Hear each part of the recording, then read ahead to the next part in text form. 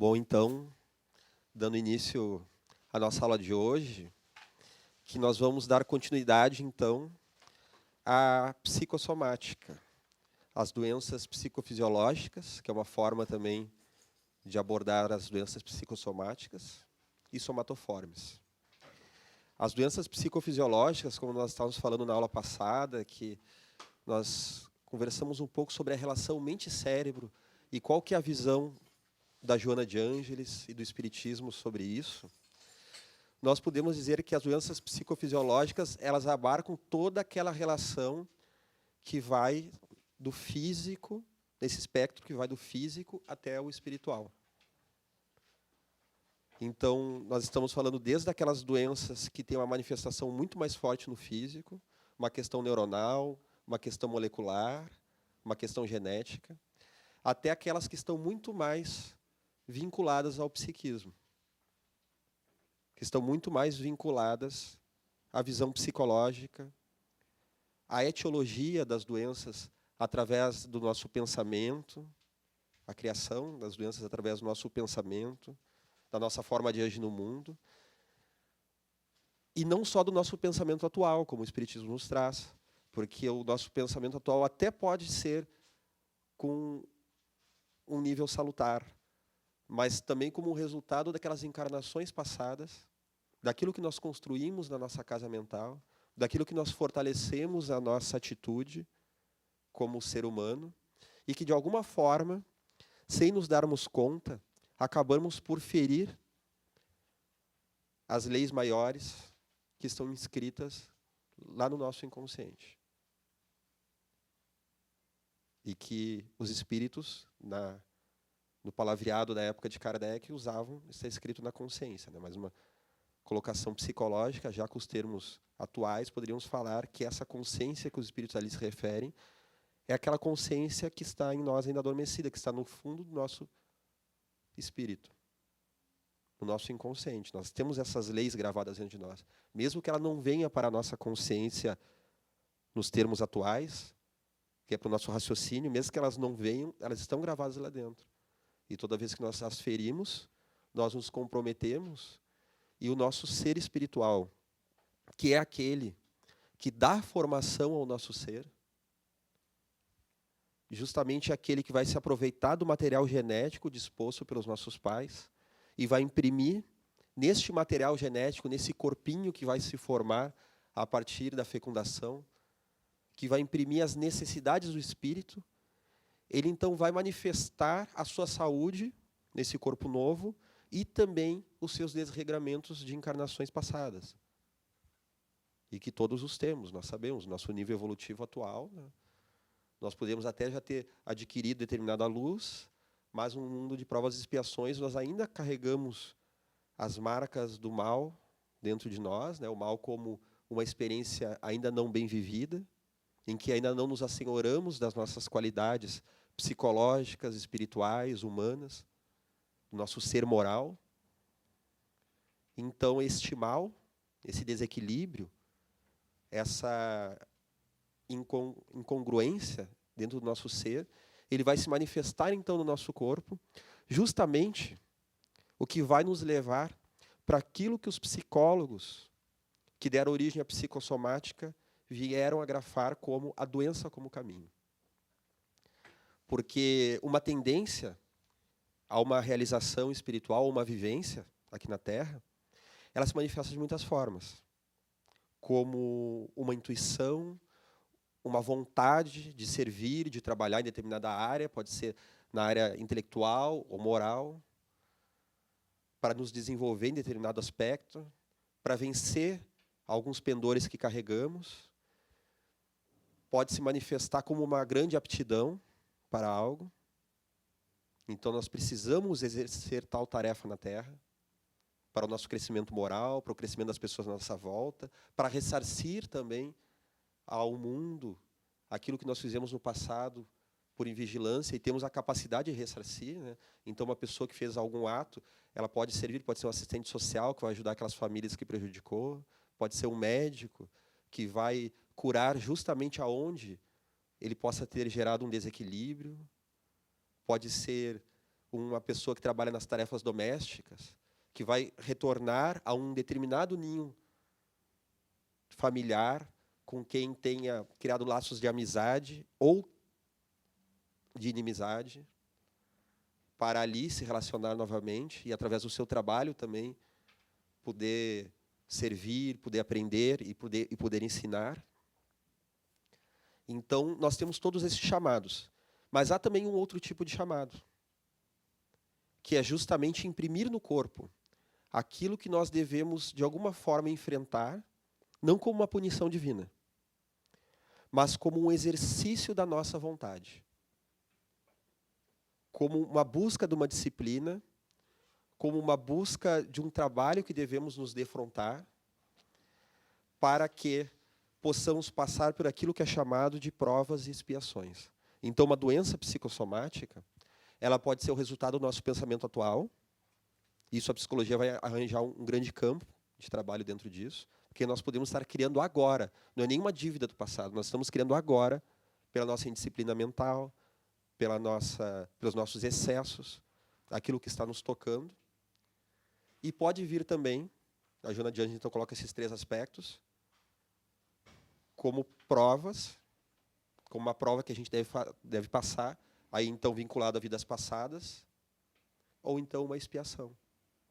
Mesmo que a gente já esteja envergando até uma resolução a essa expiação, nós precisamos descarregar aquilo no corpo. Então a expiação ela tem um tempo programado, que pode ser adiantado ou alargado, dependendo do nosso aproveitamento.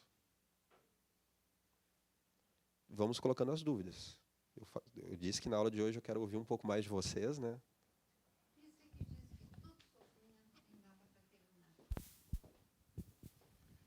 Eu não sei se foi o Chico Xavier ou quem é que disse que todos os sofrimentos têm data para terminar. E eu digo, bom, depende do aproveitamento, mas parece que não é bem assim. Poderíamos dizer que é assim, tem data para terminar. Claro que essa data é pré-estabelecida. Essa frase, se eu não me engano, é uma frase do Haroldo, que... O Haroldo repete, mas isso aí já era anterior. Pelo menos a palestra que eu escutei, eu não sei a tua referência, mas eu ouvi uma referência, uma colocação igual a essa, que ele traz uma experiência em que uma colega do grupo mediúnico dele recebe essa mensagem para ele. Né? Mas isso aí foi dito ele pelo... puxa do Chico. Não, o nome dele, esqueci o nome dele agora. Aquele moreno do Rio de Janeiro. O Raul Teixeira. O Raul Teixeira, há muito tempo. E eu me lembro que eu gravei bem, porque foi uma palestra, me parece que falou muito sobre a gênese, não sei mais o que. Eu precisava, e eu ouvi diversas vezes. Isso já é uma essa colocação é bem correta, né? Então, todo sofrimento tem um tempo para terminar. Nós vemos isso naquele caso do irmão do Chico, que se chamava André Luiz, né? Tanto que o espírito André Luiz pega o nome dele emprestado, né? Para poder se manifestar na psicografia. Mas esse irmão dele, isso também está no filme da história do Chico, ele passa, se eu não me engano, por um AVC, não é? Em que a família fica muito angustiada e passa a noite inteira rezando por ele. E os espíritos, Emmanuel fala então a Chico que os espíritos estavam deliberando se já era o momento de levar ele para a espiritualidade ou não. E o Chico rezando, olha, mas ele tem merecimento, ele é uma pessoa boa, deixa ele ficar. Eles dizem, não, mas tu não sabe a história dele.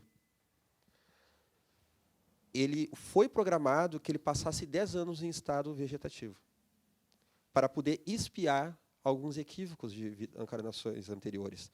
E claro que esse expiar, como nós falamos, não é uma punição, é que o espírito aprenderia com isso. Ele descarrega uma negatividade, ele libera do perispírito dele essa negatividade, como nós temos no livro Entre a Terra e o Céu, o menino Júlio, que ele tem uma distonia na garganta, né? Porque ele havia se suicidado numa vida anterior.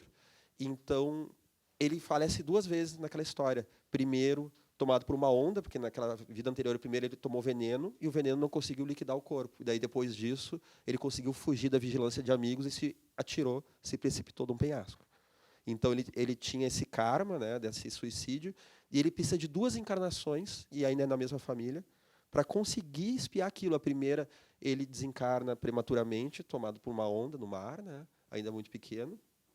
E depois, na segunda, ele reencarna com uma distonia na garganta. Porque mesmo no plano espiritual, quando ele está lá se recuperando, né, depois da primeiro desencarne, ele padece muito dessa região. E por mais que os espíritos o auxiliem através do passe, das terapias magnéticas, ele não consegue equilibrar isso. Ele fica em um tremendo sofrimento. Ele precisa vir mais uma vez e ele vem a falecer através da CRUP, que lhe afeta, né, essa região, lhe auxiliando a se desligar daquilo de vidas passadas. Né? Então, voltando ao caso do irmão do Chico, ele tinha que passar por algo semelhante. Ele precisava passar por aqueles 10 anos, né, se eu não me engano, de sofrimento, mas justamente como ele havia se adiantado, e ele havia feito naquela encarnação mais do que era programado, mais do que era esperado. Ele era muito caridoso com as pessoas que buscavam o Chico, ele recebia elas, ficava consolando os corações ali até que o Chico pudesse chegar do trabalho e atender as pessoas. Então ele conseguiu se adiantar. E o falecimento dele naquele momento, porque eles então deliberam que ele suba, então, né, que ele siga adiante na espiritualidade, foi por merecimento. Isso aí que o Raul fala. Tu pode adiantar ou tu pode postergar, pode ir adiante, porque o sofrimento tem data quando tu vem, mas depende do que tu fazes aqui, tu vai aumentar ou diminuir isso aí. Então, a data para terminar é relativo. Dentro disso, mas de qualquer forma, mesmo que a gente não aproveite aquela data, isso é consolador. Ou seja, toda doença imperiosa que seja, e por mais que possa até mesmo comprometer, limitar uma encarnação, ela não nos prende para sempre. Há um momento em que nós a superamos. E, inclusive, no Memórias do Suicida, o espírito Camilo, ele relata ali através da psicografia da Ivone Pereira, que muitas das vezes, isso os orientadores falam a eles, né, muitas das vezes é justamente no ápice do sofrimento que a pessoa às vezes vem a tirar uma vida. Mas aquele ápice eram quase que os últimos momentos daquele sofrimento. Às vezes dizem, né, que a noite é mais escura antes do amanhecer. O ápice de um sofrimento, ele pode estar adiantando já os momentos finais daquela provação ou de uma expiação, em que logo chegará uma solução renovada. Então, falando de doenças psicossomáticas, nós vemos, em primeiro lugar, uma descoberta que foi feita depois. Primeiro se falou em doença psicossomática, e justamente essa ideia da doença como caminho. Então, não é que a doença como caminho então quer dizer que eu vou ficar ali me revirando e cuspindo sangue, esse é o caminho, né? Claro que não. A doença como caminho, porque ela é uma mensagem. Então, logo os psicólogos começaram a se dar conta que aquelas pessoas que traziam uma questão inconsciente muito presente e que elas não deixavam vir à consciência, isso se manifestava no corpo. Então, muitas das vezes, através da psicoterapia, a pessoa chegava a entendimentos, a insights salutares sobre si mesma. E quando ela adquiria esse conhecimento, ela buscava, ela encontrava isso dentro dela, logo o corpo começava a se manifestar de uma forma diferente, diminuindo uma dor ou até mesmo havendo a extinção total da doença, principalmente naquelas doenças em que não se encontrava, naquele caso, uma causa orgânica real. Que a origem, né, às vezes não é necessária, pode ser necessariamente nessa encarnação, né? E que quando nas terapias convencionais, né, oficiais, se vai investigando a causa de traumas, né, na origem que de repente é na infância, na vida intrauterina, né, e quando que as tendências a desenvolver determinada característica de personalidade, né, as disfunções, elas desenvolvem em função da minha característica de personalidade, já trazer de outras vidas a tendência a desenvolver aquele padrão, né? Aí como que a gente poderia distinguir assim, isso originou aqui nessa vida, não vem nada, não é lá do passado? Nem sempre isso é tão claro. Nem sempre nós conseguimos chegar nesse entendimento pleno. Há casos de pessoas que têm uma busca profunda de entendimento e já têm uma determinada consciência. E mesmo assim aquilo não passa. Então pode ser um indício, né, de uma causa passada. Às vezes há uma manifestação espiritual, né, a pessoa pede uma orientação espiritual e isso aparece, né, através da mediunidade ostensiva, uma orientação da espiritualidade falando, olha, que a pessoa se comprometeu de determinada forma. Mesmo que seja algo criado agora, também está falando de vidas passadas, porque muitas das vezes esse desequilíbrio que nós temos hoje e vai se tornar uma mania, vai se tornar uma estrutura de pensamento, um vício que eu vou adquirir em contato com determinada realidade, o vício do álcool, o vício do excesso de trabalho, o vício do tabagismo, da sexolatria, o vício da fofoca, da maledicência. São vários vícios. O vício do xingamento mental, pode ser, né? O vício de buscar rebater tudo, quando essa defesa do ego, essa defesa psicológica da negação, que ela está sendo usada de forma desequilibrada, essa defesa, porque todas as defesas do eu elas são necessárias, porém, tudo na sua proporção adequada, né? Quando esses vícios se manifestam, eles podem criar realmente uma coisa que eu estou criando agora, que não é karma de vida passada. Porém, esse meu padrão pessimista, esse meu padrão de não querer crescer, ele pode ser um padrão que eu já tenho desde outras encarnações. Então, de uma forma ou de outra, vai se relacionar com a vida passada. A resposta nem sempre a gente tem totalmente.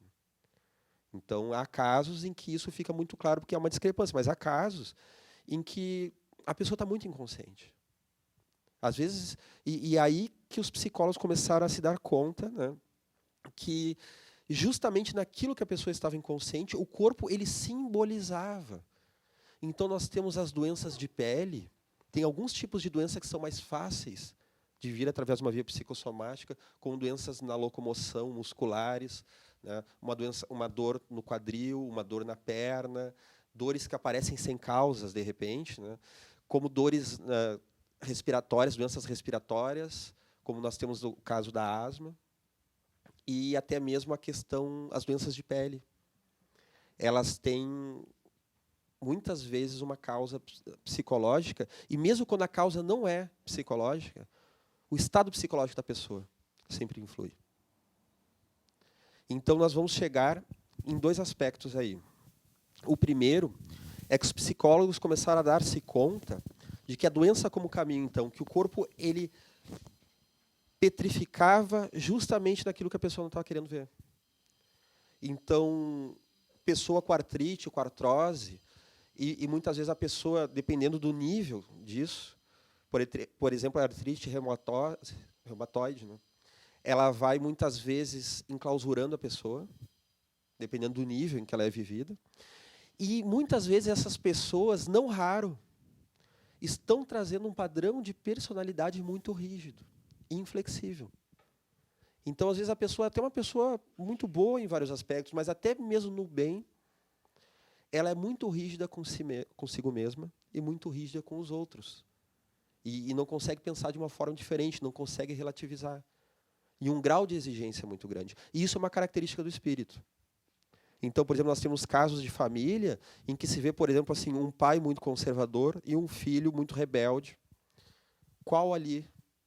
Quem ali está sendo rígido? Um pai que está numa cultura muito conservadora, de décadas passadas, que não admite o novo, ou o filho que se joga na rebeldia? É mesmo. Muitas vezes são os dois. Só que cada um veio numa geração diferente, se apropriou de uma cultura diferente, e aquele conservadorismo, aquele fundamentalismo, de forma unilateral, de uma forma rígida, de uma forma até mesmo cega, está presente nos dois, muitas vezes.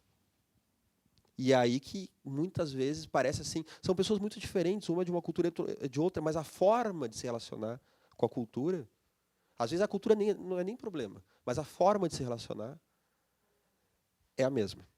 É o mesmo problema e a pessoa vai se petrificando, e aí os psicólogos começaram a dar-se conta destes símbolos que aquela pessoa muitas vezes estava muito rígida. Muitas vezes uma pessoa que tem uma dificuldade na pele fala também da relação que pode ter tido com a genitora. Porque para o bebê que nasce psicologicamente indiferenciado e fusionado com a personalidade da mãe, e que gradualmente, através dos meses, ele vai aos poucos se dando conta de que ele e a mãe são coisas diferentes, são seres diferentes, ele se dá conta justamente através da interação com a mãe. Daquilo que o Winnicott chamou do holding e do handling, que é do segurar, a forma com que a mãe segura a criança no colo, da forma como ela manuseia, e aí nós estamos falando de contato com a pele. É nesse toque da pele que hora toca, hora não toca, e a criança vai vendo esses estímulos e vai aos poucos psicologicamente se desfusionando da mãe. Porque aquela imagem que a criança pega naqueles meses iniciais, ela não consegue simbolizar ainda. É uma série de sensações que o espírito é naquele momento inundado, e ele não consegue discriminar o que é uma coisa e o que é outra. E o terceiro elemento que o Winnicott coloca, que é a apresentação de objetos para a criança. Eu acho que tem alguém com uma pergunta aí. Não é nem intuição, né? Isso eu estou vendo tu com o microfone na mão. É que da pergunta que tu fizeste, tem uma profissional, uma psicóloga que fez um estudo, que é a Patrícia Ruschel, no Instituto de Cardiologia, e todo o estudo dela partiu da questão de como o luto adoece o coração, porque ela pegou as pessoas que tiveram infarto e começou a montar um grupo para entender o que ocasionou, qual foi o que estava acontecendo na vida daquelas pessoas quando elas tiveram um infarto. E todas elas tinham situações de luto mal elaborado. Então, um pouco dessa parte, né? E tem um outro livro de doença de pele, da psicossomática, com a questão da pele também, que é todo um estudo. Da Marisa Campiumilha? Isso, da Marisa. E outra coisa que eu me lembrei, eu não me lembro o nome do estudioso, né, do autor, mas que ele fala das couraças, né, de como é que a gente pode tratar no corpo o Reich, obrigada, o Reich, e como tratando, às vezes, através do corpo, a gente acessa uma memória. E daí eu tenho uma vivência pessoal disso, de através de massagem, fazendo doin, né, acessar um ponto em que me trouxe memórias da infância, assim, que no meu processo terapêutico psicológico me destravou assim um monte de questões. É muito legal isso, de pensar em como me chamou a atenção que tu ainda colocasse assim, ó, imprimiu no corpo, que é a questão da coraça, né? Tá ali como que ficou grudado na tua pele, como é que tu vai tirar aquilo do teu DNA, né? Eu fiquei pensando na questão de purificar, né? Tu falou assim, a gente tem que espiar, e eu pensei assim, viver algumas doenças talvez seja uma forma de purificar o perispírito, não sei, pensei em algo assim. Exatamente, porque não vamos interpretar isso como um mecanismo nefasto, mas sim como um mecanismo salutar a favor da vida e a favor da plenitude do ser. Então nós vamos descarregar no corpo, o corpo padece aquilo que a mente, que a psique não está querendo enxergar. Seja no nível atual, ou seja a psique como um todo, no seu nível espiritual de vidas passadas.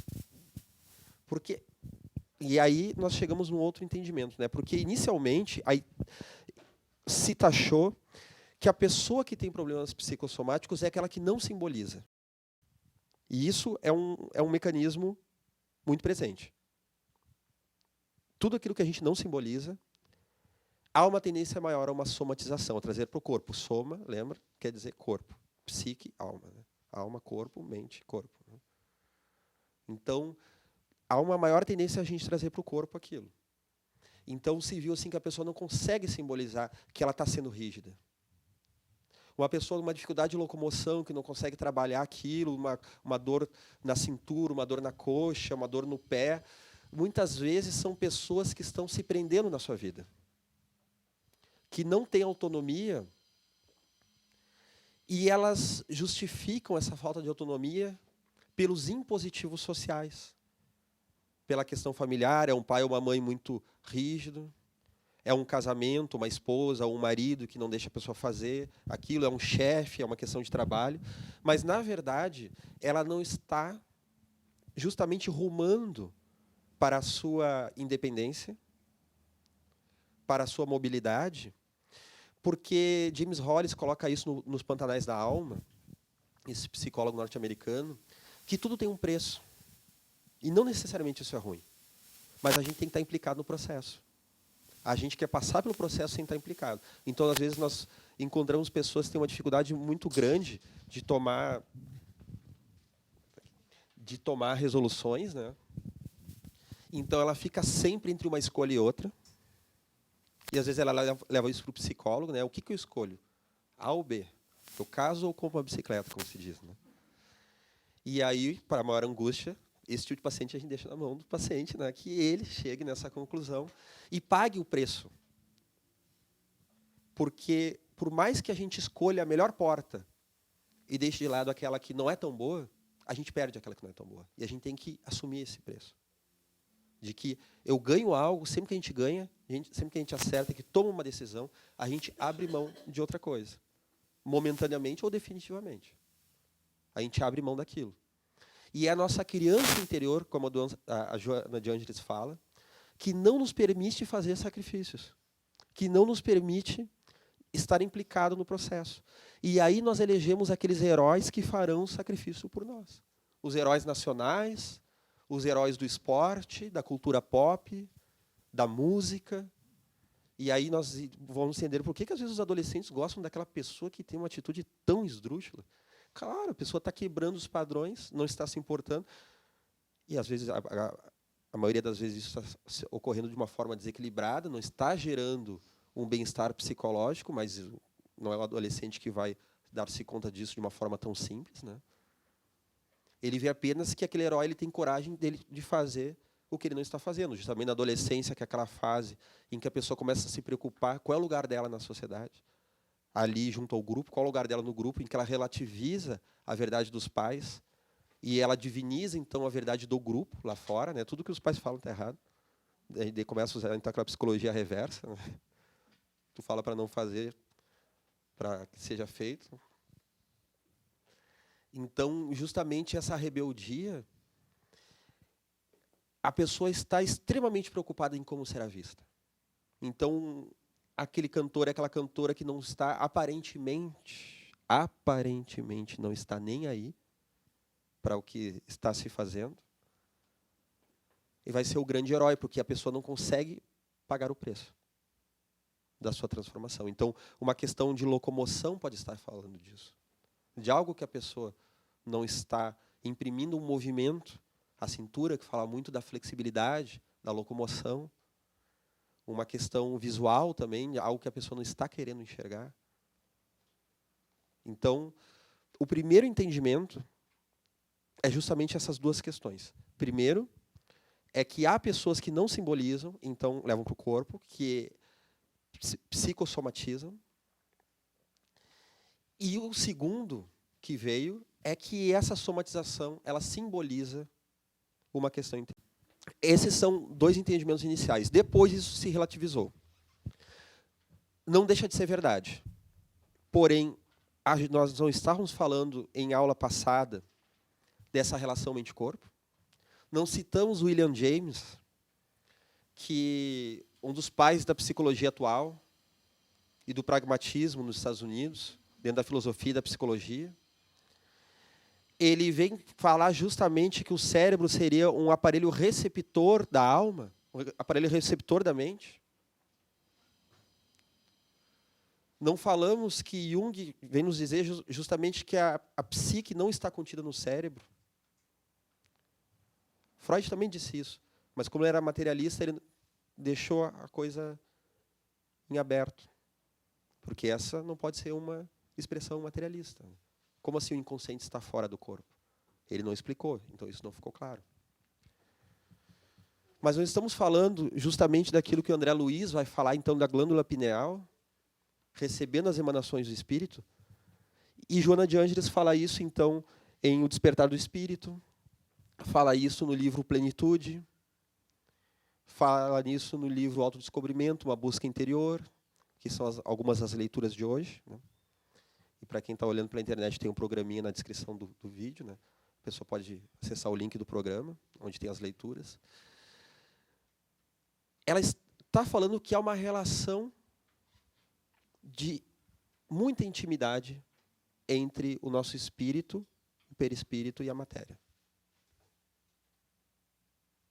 Em que tudo que nós pensamos vai imprimir no nosso corpo. Então, como assim só aquelas pessoas que têm dificuldade de simbolizar que vão somatizar? E logo a psicologia vai chegar numa outra resolução, de que todos somos somatizadores.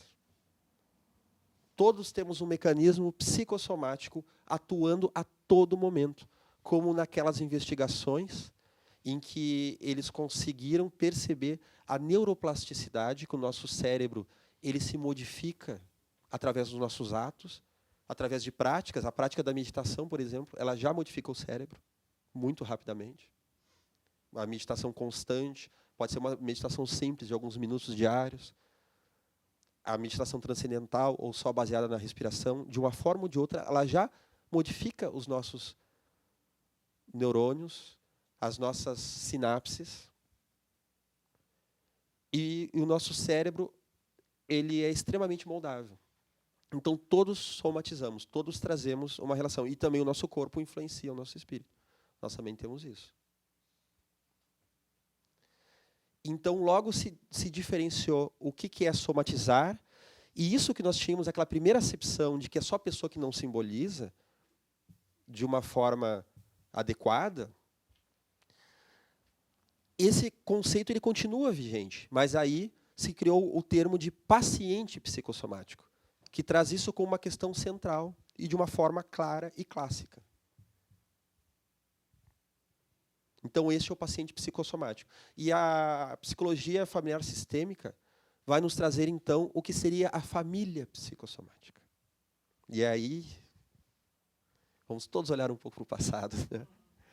A família psicossomática é aquela que, de uma forma ou outra, presenteia a dor, a doença. Gratifica justamente aquele que padece. Então, diante de uma exigência familiar muito grande, em que nada passa, nada pode, e a criança tem um alívio quando está doente, isso é fortalecido. Ou então aquelas famílias em que não há um olhar muito claro para a criança, como o Lionel Corbett, já veio aqui ao Rio Grande do Sul 2 vezes, né? O psicólogo norte-americano. Ele falava que ele já estava fazendo a sua pós-graduação em psicologia analítica, e a mãe dele perguntou para ele assim: meu filho, o que mesmo, que área mesmo que tu estuda? Ela não sabia nem que ele era da psicologia. Ou melhor, da psiquiatria na época. O que mesmo que é a tua formação? Ele já fazia alguns anos que ele estava, né, em graduação e pós-graduação. Então, são aquelas mães e aqueles pais que têm uma dificuldade natural, como todos temos inúmeras dificuldades na vida, como seres humanos, que podemos carregar uma dificuldade natural em dar aquele olhar para a criança, e daí, na hora que a criança fragiliza, ela ganha um olhar. Daí fica, ai, coitadinho, ai, tadinho. Daí a criança, eu não posso fazer porque eu estou com dor. Então não vamos deixar. Avisa a escola que hoje ela não vai. Às vezes é algo que realmente a criança precisa de um acolhimento, mas não só naquele momento. É naquele momento e no outro. Como também é o caso de, às vezes, a criança está fazendo uma manha. Esses dias a minha filha estava chorando num choro desesperado, porque ela queria ver um determinado desenho. Eu tinha combinado com ela que em tal hora a gente ia ver. Era a hora de ver o desenho, né, da Peppa Pig, que é uma figura onipresente na figura dos pais com criança pequena. E daí ela, eu quero ver Peppa, eu quero ver Peppa. Ela não tinha entendido que eu estava justamente ligando a TV para ver Peppa. E daí, ela está sentida, aquele choro. Sabe aquele choro que a criança, quando para, fica assim... Eu jurava que ela ia fazer isso, né? Eu disse assim, mas filha, estou botando na Peppa dela. Tá. E eu olhei assim, meu Deus do céu, mas que teatro. E eu me assustei, né? Eu vou ter que desenvolver mais a mediunidade para lidar com ela, que daí a gente capta e diz assim, não, peraí, tá me enrolando, né? para lidar com ela. E são danados, exatamente. Aí nós estamos falando do poder, aquilo que os orientais descobriram há muitos séculos atrás, o poder da mente sobre o corpo. Da gente entrar numa indução sobre o nosso organismo. E aí nós podemos ver vários exemplos, como Divaldo Franco, que se acidentou de carro e foi dar palestra. Nós temos o caso de Francisco Cândido Xavier, que, segundo relatado pela Marlene Nobre, no livro A Obsessão e Suas Máscaras, ele teve cerca de 2 anos de labirintite contínua, em que a labirintite não só foi aumentando, como ele começou a ouvir aqueles estalos, que a pessoa, quando tem a labirintite, além de tonta, ela começa a ouvir estalos. Esses estalos foram se modificando em vozes de espíritos perturbadores que ele xingavam, na sua mediunidade imensa. E quando ele questionava Emmanuel, bom, mas o que isso está me acontecendo? Emmanuel foi, então, elevou o pedido dele a Maria de Nazaré para uma resposta, ela só respondeu uma frase. Isso mesmo, tudo passa. Apenas isso. E ele seguiu, né? Trabalhando mediunicamente, e muitas vezes ele achava que não conseguiria trabalhar, e muitas vezes ele ia trabalhar mediunicamente. Então, ele ficou 2 anos nesse estado, que foi justamente naquela fase que ele foi morar, que ele se mudou de Pedro Leopoldo para Uberaba.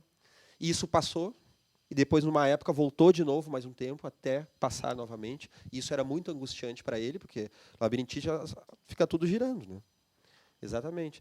Então, ele muitas vezes, para ir trabalhar, ele conseguia fazer aquela mentalização de saúde. E durante o trabalho, justamente aquilo é solucionado.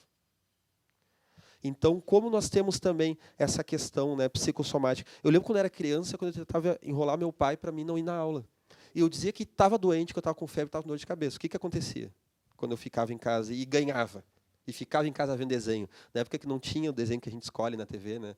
Só dava de manhã desenho. Então, tu ir para a aula era não ver desenho, né? Quando eu conseguia convencer eles e ficava em casa, eu realmente ficava com febre e com dor de cabeça. O corpo manifestava uma febre real. Então, nós vemos aí essa facilidade. Eu ficava, não, eu estou com dor de cabeça, está horrível, estou com febre. E, de repente, não é que a febre vinha. Não é que a dor de cabeça se instalava.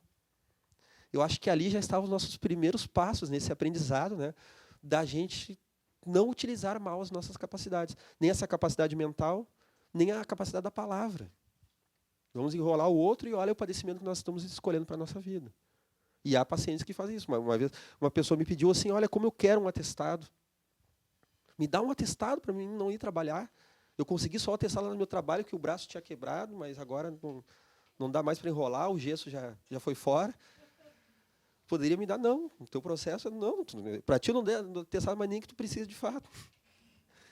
Claro, se fosse de fato, né, daí tu traz um equilíbrio, né, mas às vezes é justamente nessa atitude que hoje nós fingimos que muitas vezes nós vamos ter isso numa vida seguinte.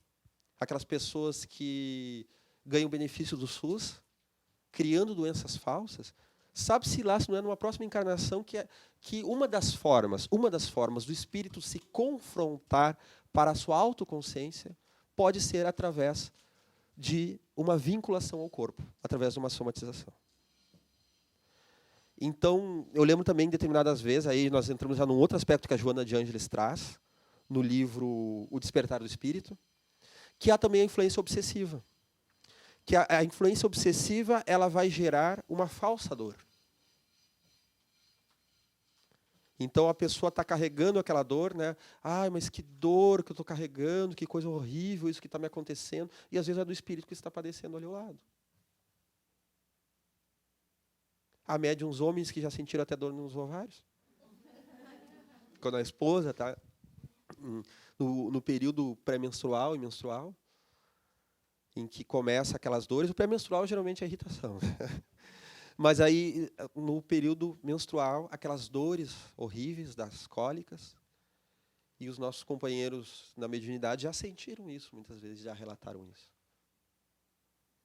Então, a pessoa tem que tomar um certo cuidado, porque se a pessoa não conseguir desenvolver a sua mediunidade, estudar, aceitar a sua mediunidade e buscar, então, instrução, ela pode, inclusive, se misturar entre o que é psicossomático, o que é obsessivo. E eu lembro, em determinada ocasião, isso ocorreu, se eu não me engano, foi ano passado, final do ano passado, nesse ano. Em determinada ocasião, nós fomos uma cidade vizinha, dar uma palestra, e eu estava muito ansioso para começar essa palestra de uma vez. A minha ansiedade que começasse era tremenda. Por quê? Eu estava passando por um processo obsessivo, que, possivelmente carregando um elemento simbólico da minha psique, da minha personalidade, ou não, mas possivelmente trazendo isso. Eu estava tendo dores cardíacas muito fortes. E as pessoas que têm ataque de pânico, elas relatam isso. Eu penso, bom, vai ver, deve ser parecido com o que as pessoas relatam no ataque de pânico. Eu sentia aquelas dores cardíacas muito fortes e a minha ansiedade era que começasse logo a palestra. Porque eu sabia que naquela hora ia vir aquela luz, aquele auxílio da espiritualidade. Eu tinha certeza que ia parar de doer. Então a dor, eu achava que eu ia desmaiar, ir lá, e eles dando recado para o público, e logo daqui a pouco vai ter a palestra, e faz a oração, e tudo. E começa, de uma vez começa. Daí a gente chega no púlpito, no microfone, aquele público enorme, aquela respiração aliviada, assim, porque naquela hora a gente sente aquela luz do mensageiro, dos trabalhadores de luz que vão auxiliar na palestra, e passou a dor no coração. Ela levou 24 horas para retornar. Então, aquela dor, assim, parecia, se naquele momento não tivesse alguma consciência de alguns padecimentos mediúnicos, naquele momento eu acharia, provavelmente, que ia desencarnar, mas como eu já tinha passado por essa e por outra, já tinha passado por aquela experiência na infância, de saber dessa relação, dessa que os orientais falam, naquele momento eu sabia, tinha fé de que realmente aquilo seria afastado naquele momento. E foi o que ocorreu, de fato. Então, a Joana de Ângeles, ela faz várias propostas para que nós possamos nos apropriar disso. E ali no livro Plenitude, ela fala de várias terapêuticas que estão ao nosso acesso. Além da psicoterapia, além do passe, além do espiritismo, além da desobsessão, além da leitura, ela vai nos falar de terapias clássicas e outras novas. Ela vai desde a yoga, a meditação, a solarização, aquele momento assim que a gente vai meditar, vai pegar raios solares, a cromoterapia, porque ela vai nos dizer justamente, se referindo a Buda e aos clássicos orientais, a Kundalini, aquilo que os yogis chamam da serpente adormecida ou a serpente de fogo, que é acionada vinculando os nossos centros de forças principais, nas palavras de André Luiz, ou chakras, nas palavras orientalistas, os principais chakras acionando essa energia, essa força que corre de um para o outro, ajudando o ser a se curar. Então, em que ele ativa a sua energia, nesse caso veio uma energia magnética maior, em que o duplo etérico, assim se manifestando, vai dar maior força para que nós conseguimos curar as nossas células. Porque ela vai nos dizer justamente que o nosso perispírito é como um supercomputador que vai programar o nosso corpo e as nossas células agora, nesse exato momento, a cada segundo que nós estamos pensando, a nível inconsciente ou a nível consciente.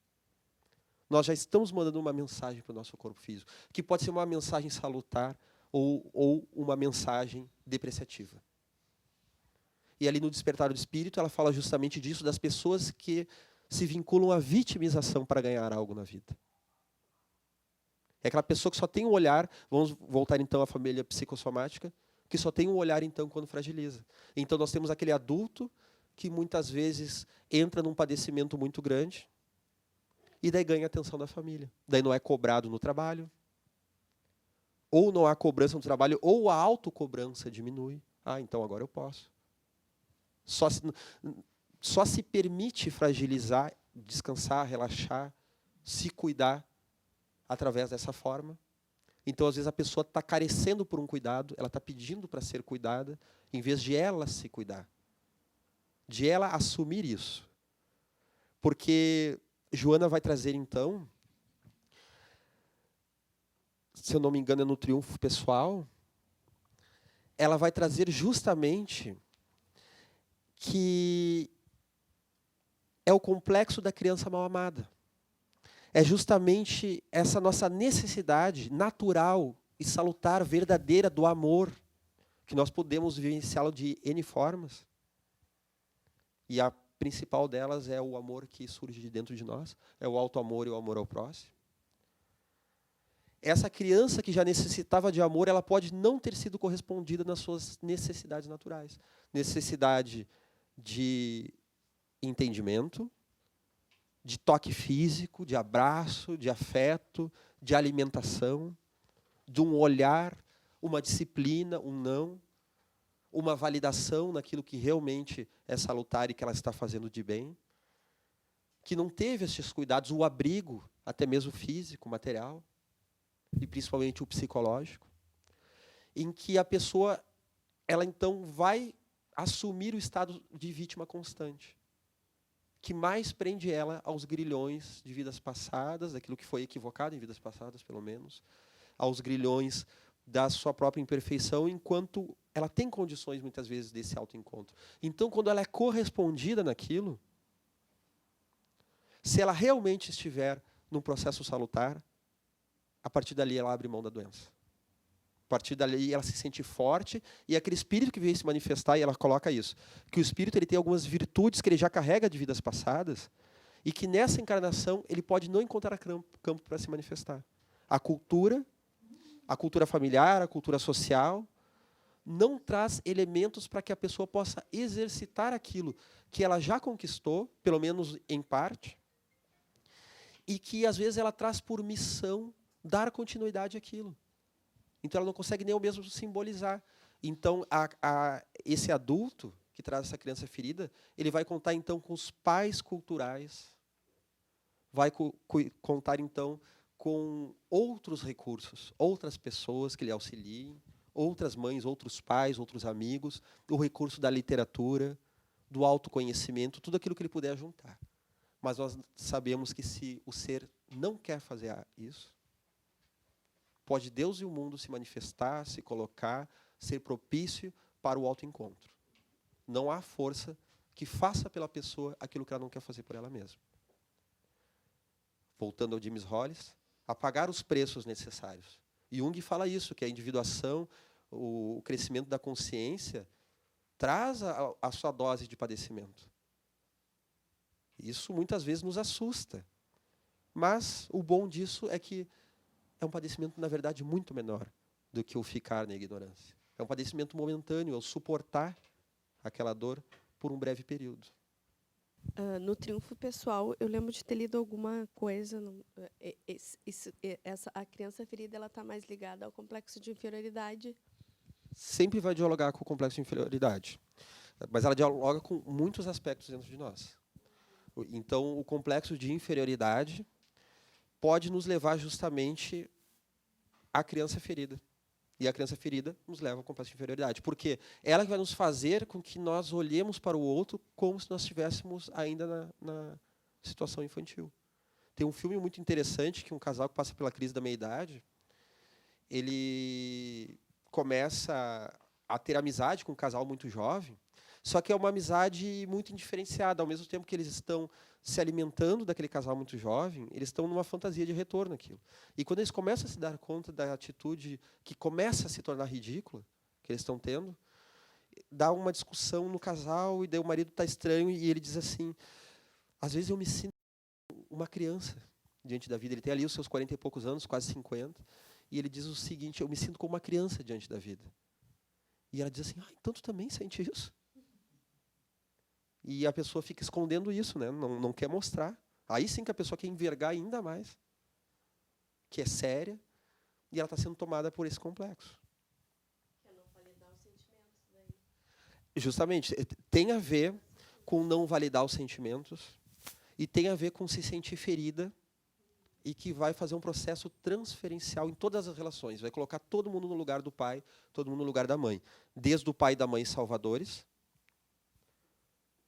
e até pode ser relacionada com uma cultura, com uma pessoa que vai lhe trazer conhecimentos interessantes, mas não dessa forma. Porque a forma em si é limitadora, é infantil, ou através do ressentimento. Que a pessoa vai se ressentir porque não foi protegida por um professor, por um guia, por um orientador, por um dirigente, ou até mesmo um colega, de um amigo, de um familiar. Vai se ressentir que a pessoa não assumiu aquele papel que a criança queria.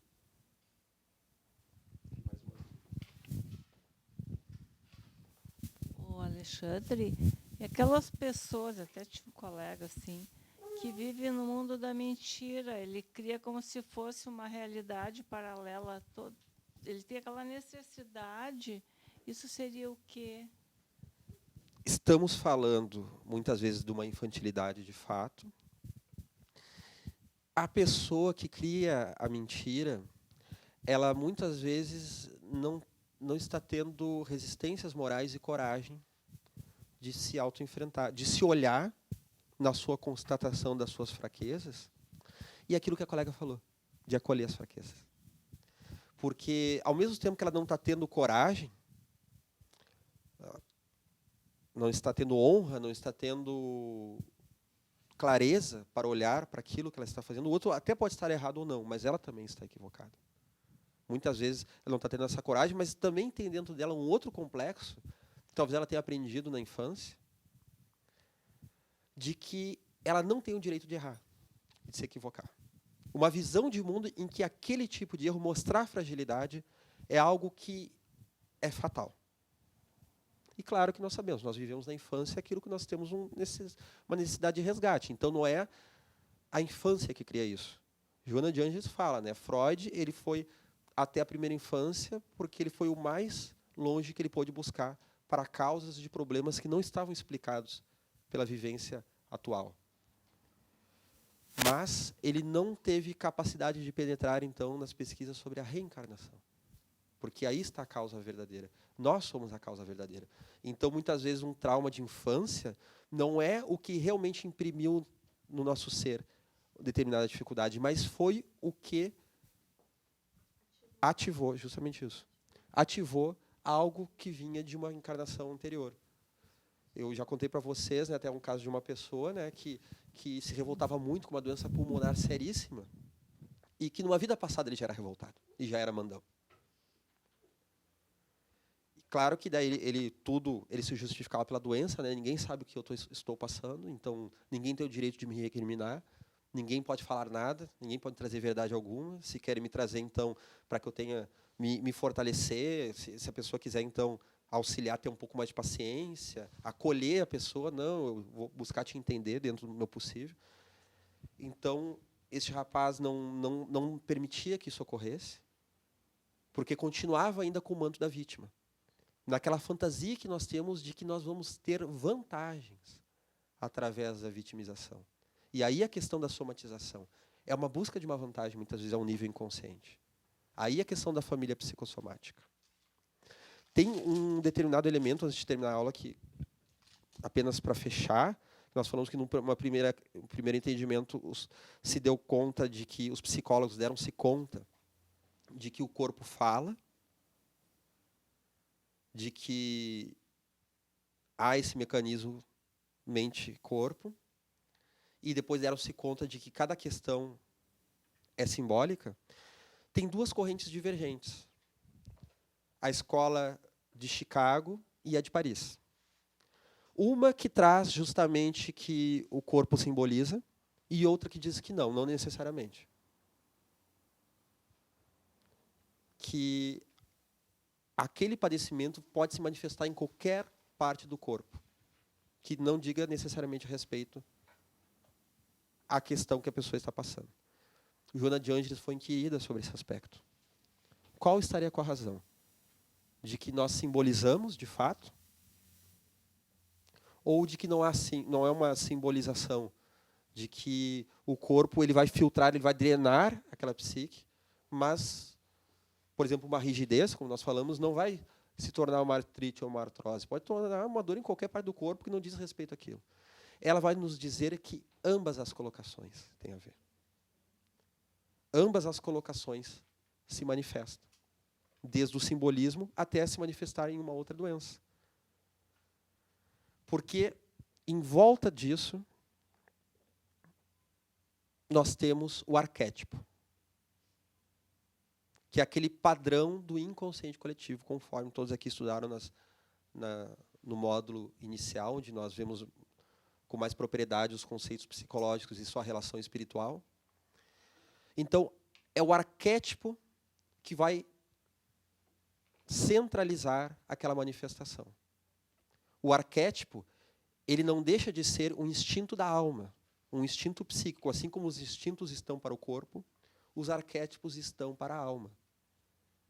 E o arquétipo, então, do materno, o arquétipo do herói, o arquétipo do paterno, do feminino, do masculino, o arquétipo da criança, que pode vir como uma criança iluminada, ou então ele vem deformado através da criança ressentida, o aspecto do Sênix, que é o nosso velho interior, o aspecto do velho sábio, o arquétipo de Deus dentro de nós, que é o self, nosso eu maior.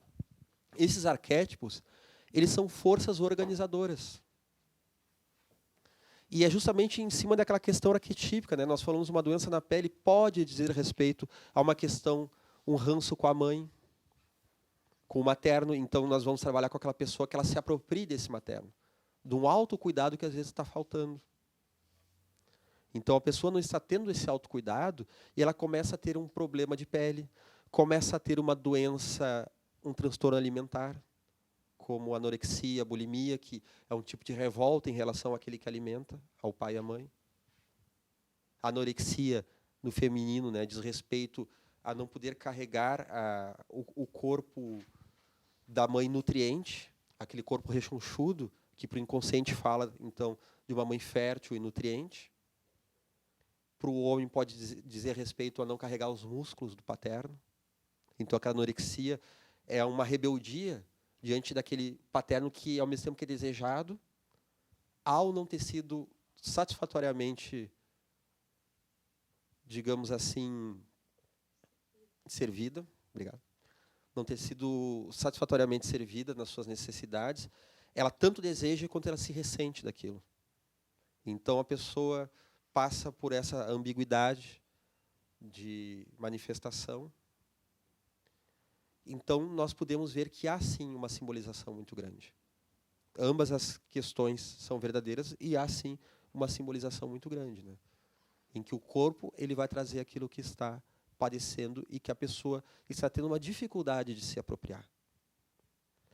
Estamos no final da aula. Eu vejo que há muitas dúvidas aí no ar ainda. Está cheio de chispas assim. Muitas dúvidas, né? Nós vamos pensar em resolver tudo, né? É claro, assim, ó.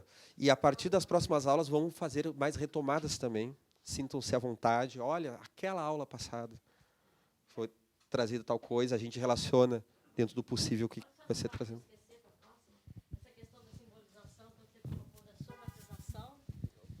Quando você falou da somatização, da simbolização, a ideia de que se a gente tem uma forma de simbolizar saudável, vamos dizer, pode ocorrer não a somatização. A forma de simbolizar saudável, ela vai concorrer contra a simbolização, a somatização, desculpa. Não há uma necessidade tão grande. Mas há uma dificuldade em função de todas essas influências do instinto sobre o corpo, do arquétipo. Então, é meio complicado a gente atingir um nível de simbolização que evite, nós ainda estamos numa situação ainda meio difícil de conseguir isso. Não se preocupa, não se preocupa, uma coisa bem simples, para a gente colocar agora encerrando. Esse trabalho da alma, o mais bonito é que ele não é prova do Enem.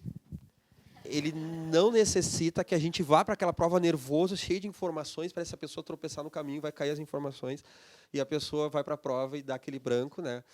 E a pessoa não lembra. É vivencial. A pessoa pode não saber nada sobre arquétipo. A pessoa pode não saber nada sobre todas essas teorias que nós estamos colocando aqui. Mas que é aquele espírito que já vem com esse impulso da espiritualidade, já vem no seu aspecto instintivo, a sua necessidade de fazer a sua individuação, que Joana de Angelis chama de a meta da reencarnação, né? Ele já traz isso no seu inconsciente, ele vai ter esse chamado de espírito para isso. Para que justamente a dor vai ajudar ele a se confrontar com isso e vai ter esse chamado que vai aparecer no seu inconsciente, de dentro de si mesmo, e através também de desafios na sua vida. Através de palavras, de pessoas bem intuídas, através de uma terapia, através do passe, através da orientação no centro espírita. Vão aparecer os recursos para a pessoa dar-se conta. Isso é o que é o mais bonito da vida. Que a vida tem sentido, a vida provê aquilo de que nós necessitamos. E essa é uma mensagem, vamos então encerrando a aula de hoje com essa mensagem. Que nós possamos fazer visualizações terapêuticas no nosso lar. Nos imaginando filhos de Deus, nesses dias de chuva, que não é hoje, podia chover só para ficar mais bonito eu falando, mas nesses dias de chuva que muitas vezes estamos encontrando, né? Que naqueles dias sombrios que muitas vezes nós nos encontramos em desequilíbrio conosco mesmo, em revolta para com a sociedade, que a gente possa lembrar de Francisco de Assis falando daquele sol interior, do irmão sol, e nos sentir tocado por esse sol maior, por essa proteção divina, por essa orientação, sabendo que a vida vai prover aquilo que nós necessitamos. Basta que estejamos de coração abertos para essa vivência. Basta que carreguemos aquilo que os mensageiros chamam de a boa vontade. Que o resto se dará por conseguinte. Em buscando a verdade, o resto se dará. Carregando a caridade, a verdade, este amor. Podemos estar ainda muito vinculados ao verme, mas este sentimento de plena e sincera ascensão vai estar nos tocando. Damos por fim essa aula de hoje.